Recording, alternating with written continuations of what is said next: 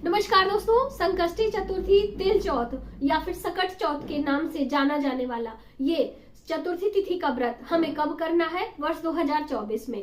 आप में से बहुत सारे बहनों का प्रश्न आया है कि इस दिन हमें भोग क्या लगाना है, पूजा में जो हम परिक्रमा करते हैं वह कितनी बार करनी होती है, दीपक कैसे जलाना है और दीपक कितना जलाना है, कहाँ पर रखना है, चंद्रदेव का जो अर्घ होता है वह हमें पहले देना होता है या पूजा के बाद में देना है। साथ ही दोस्तों, जैसे कि परिवार में सास, ननद या फिर देवरानी जेठानी पूजा करती हैं, तो क्या अलग अलग चौकी लगाकर पूजा करें या एक ही चौकी पर एक ही कलश, एक ही प्रतिमा रखकर पूजा कर सकती हैं। इस तरह के बहुत सारे आप सबके सवाल आए हैं। चतुर्थी तिथि हर महीने जैसे कि शुक्ल पक्ष और कृष्ण पक्ष एक महीने में होता है और दोनों ही पक्ष में जो चतुर्थी तिथि आती है वो भगवान गणेश को समर्पित है। पंच देवी देवताओं में एक देवता भगवान गणेश माने जाते हैं और प्रथम पूज्य देवता हैं। हमारे सभी कार्यों को निर्विघ्न संपन्न करने वाले भगवान गणेश की पूजा सभी माताएं हर महीने चतुर्थी तिथि पर करती हैं। जैसे कि बहुला चौथ, जो कार्तिक मास की चतुर्थी आती है, इस पर पति की दीर्घ आयु के लिए इस व्रत को धारण किया जाता है। उसी प्रकार से माघ महीने की जो चतुर्थी तिथि है, ये संतानवती महिलाएं इस व्रत को धारण करती हैं। यदि आपके संतान नहीं है तो भी आप इस व्रत को धारण कर सकती हैं। ईश्वर की कृपा से, भगवान गणेश की कृपा से आपको संतान शीघ्र ही प्राप्त होती है। तो इस व्रत करने की क्या विधान है, आइए जानते हैं। सबसे पहले तो व्रत को हमें वर्ष 2024 में कब करना है, जो कि संकष्टी चतुर्थी, तिल चौथ, सकट चौथ अलग अलग नामों से जाना जाता है। तो इसे हमें 29 जनवरी को करना है। 29 जनवरी दिन सोमवार का पड़ रहा है। तो बहुत सारी बहनों के प्रश्न है कि हमें बाल कब धोना है, क्योंकि इस चतुर्थी व्रत में बाल से यानी कि जो लट होता है, इसे यहाँ पे रख के ऐसे करके हमें जल देना होता है। तो बाल शुद्ध होना चाहिए, तभी हम पूजा में जो है इसको कर सकते हैं। तो बाल का बहुत बड़ा महत्व है। तो देखिए, आप ज्यादा भ्रम में ना पड़िए। यदि रविवार को आप बाल धो सकती हैं तो धो लें। जैसे सोमवार के दिन काले तिल लगाकर हम बाल को फिर से साफ करके और पूजा में बैठ सकते हैं। यदि आप पीरियड से हैं तो आप 5 दिनों के बाद पूजा करें, क्योंकि पीरियड के जो बाल होते हैं वो एक दिन पहले आप अच्छे से धो लें। उसके बाद जिस दिन आपको व्रत करना है उस दिन भी आपको बाल को धोना है, उसके बाद पूजा में बैठना है। ब्लीडिंग आपकी कंप्लीटली बंद होनी चाहिए, वरना आप पूजा में बैठ नहीं सकती हैं। सिर्फ कथा सुन सकती हैं, अपने मुखार बिंदु से भगवान गणेश को मंत्रों का जप वगैरह आप कर सकती हैं। तो ये बहुत सारी बहनों का कंफ्यूजन होता है और ये हम महिलाओं का जो वरदान है कि पीरियड होती है और इसकी वजह से हमारे संतान की उत्पत्ति होती है। तो इसमें ज्यादा आपको चिंता करने की जरूरत नहीं है, ईश्वर आपके ऊपर जरूर कृपा बनाएंगे। दूसरी अहम बात कि पूजा कहाँ पर करना है, छत पे करें कि कमरे में करें। तो देखिए, तारों की छांव में पूजा करने की बात कही गई है, लेकिन यदि आपके पास स्थान नहीं है तो आप अपने कमरे में भी चौकी लगाकर आराम से पूजा कर लें। और जब चंद्र का उदय होता है तब आप बालकनी से, छत से, जहां से भी आपको चांद दिखाई दे वहां पर जाकर चंद्र को अर्घ दे सकते हैं और फिर आकर अपने चौकी पर पूजा जो भोग प्रसाद है आप उठा सकते हैं।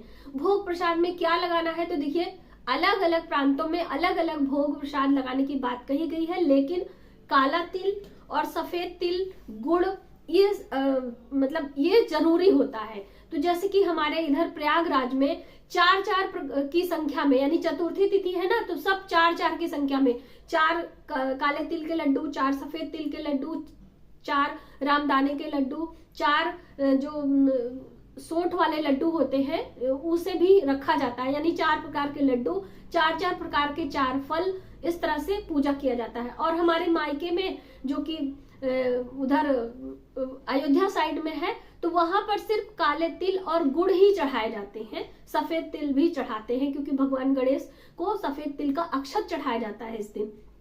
तो इस तरह से आपके कुल परिवार में जैसे पूजा करने की परंपरा हो, आप उसी परंपरा को आगे बढ़ाते हुए पूजा करेंगी। ठीक है। अब इसके बाद बात आती है चौकी की कि हमें कितनी चौकी लगानी है। तो देखिए, यदि आप सास और बहू साथ में पूजा कर रही हैं, आपकी देवरानी जेठानी है, तो सभी एक चौकी लगा लें। भगवान गणेश की प्रतिमा रख लें। जैसे कि आपको पता है कि भगवान गणेश की पूजा अकेले नहीं की जाती है, हमेशा उनके माता पार्वती, उनके पिता भगवान शिव के साथ में की जाती है, या फिर रिद्धि सिद्धि के साथ में भगवान गणेश की पूजा की जाती है। तो आप भगवान गणेश शिव परिवार की जो प्रतिमा है वही वाली प्रतिमा रखकर भगवान गणेश की पूजा कर ले। और जो आपकी सुपारी है, हम लोगों के यहाँ पहले साल जब हम व्रत करते हैं तो हमारी सुपारी रखी होती है, हर साल उस सुपारी को पूजा में रखते हैं, वो भी आप कर लीजिए। और अलग अलग पान के पत्ते पर सभी महिलाएं यानी कि सास, ननद, ससुर जो भी हैं आपके परिवार की महिलाएं, वो सुपारी अपनी अलग अलग पान के पत्ते पर रखकर उसकी पूजा करती हैं और साथ में भगवान गणेश की पूजा करती हैं। कलश आप एक रख सकते हो। इस तरह से परिवार के लोग मिलकर एक चौकी पर पूजा कर सकते हैं, इसमें कोई दिक्कत नहीं है। भोग प्रसाद आप अलग अलग लगा सकते हो, क्योंकि अलग अलग आप व्रत कर रहे हो, आपके जो पुत्र हैं, संतानें हैं, वो आपकी अलग अलग हैं, इसलिए भोग प्रसाद आप अलग अलग 4-4 की संख्या में सभी लोग लगाएंगी। और सभी माताएं अलग अलग से 4 बार परिक्रमा की जाती है। चौमुखी दीपक लगाया जाता है। जैसे दीपक की हम बात करें तो 4 मुखी दीपक जब हम परिक्रमा करते हैं तब लगाते हैं, और 1 दीपक हम पूजा की चौकी पर रखते हैं। तो इस तरह से 2 दीपक हो जाता है। और आरती कपूर से हम करते हैं। ठीक है। गणेश चतुर्थी का व्रत निर्जला किया जाता है, यानी कि सुबह स्नान आप जब कर लेते हैं, शुद्ध साफ वस्त्र पहन लेते हैं, भगवान गणेश की सूक्ष्म विधि से आपके पूजा मंदिर में जो देवता है वहीं पर करके प्रणाम कर लेते हैं और गणेश चतुर्थी का व्रत करते हैं। अब जिन माताओं को बहुत लंबे समय से यानी कि उनकी उम्र हो चली है, उन्हें अलग अलग प्रकार की कोई परेशानी है और उनसे व्रत नहीं रखा जाता है, तो भी क्योंकि ये निर्जला व्रत है, संध्या के समय जब चंद्र का उदय होगा तब उसके बाद जल हमें पीना है, तो बहुत कठिन भी होता है। तो इसलिए आप यदि नहीं कर सकती हैं तो इस व्रत का उद्यापन कर दीजिए। उद्यापन करने के बाद आप दिन में जल फल लेते हुए संध्या के समय पूजा करें। बहुत ज्यादा बीमार है तो आप दिन में सात्विक आहार लेकर रात्रि के समय जब चंद्र उदय हो जाए तब आप भगवान की पूजा करके प्रणाम कर लीजिए। यानी जैसे आपका स्वास्थ्य हो उसी हिसाब से आपको अरेंज करना चाहिए। इसमें आपको कोई दुविधा या परेशानी नहीं है कि आप बिल्कुल बिस्तर पे हैं, बीमार हैं, आपका स्वास्थ्य अच्छा नहीं है और आप निर्जला व्रत करके अपने स्वास्थ्य को और खराब कर लीजिए। ठीक है। साथ ही दोस्तों, इस व्रत को जैसे बहुत सारे लोगों के यहाँ सिर्फ सास रखती हैं, यानी कि बहुएं नहीं रखती हैं, तो ऐसा भी जिसके यहाँ होता है वो अपनी बहू को इस व्रत को दे देती हैं। ऐसे भी कहीं कहीं नियम होता है, तो जो नियम है आप उसका पालन करें।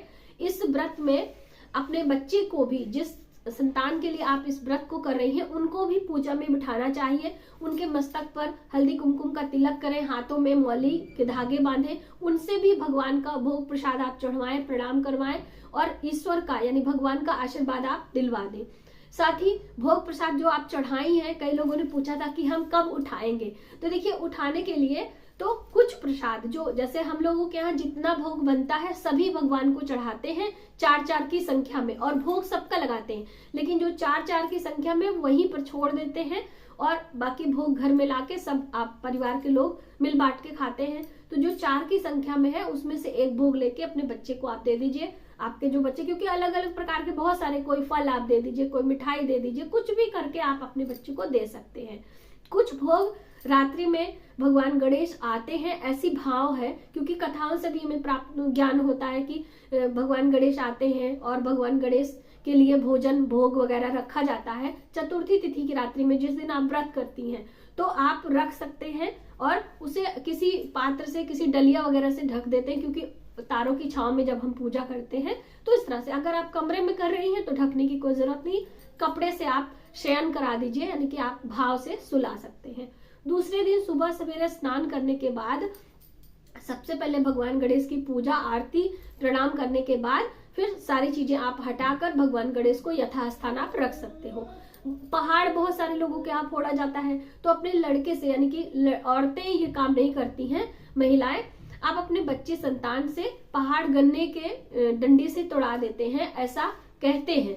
और जब किसी बच्चे का जन्म होता है, मुंडन होता है, तब पहाड़ चढ़ाया जाता है, या फिर हर साल आपके यहाँ चढ़ाया जाता हो, तो ऐसा कहने का अर्थ है कि बहुत ही विधि विधान से नियम पूर्वक आप यदि इस व्रत को करती हैं तो आपकी सभी मनोकामनाएं भगवान गणेश पूरी करते हैं और आपके संतान की दीर्घ आयु और उत्तम स्वास्थ्य और उनकी पढ़ाई लिखाई में भी आपको बहुत फर्क दिखने को मिलता है। तो आप ये सभी व्रत करें।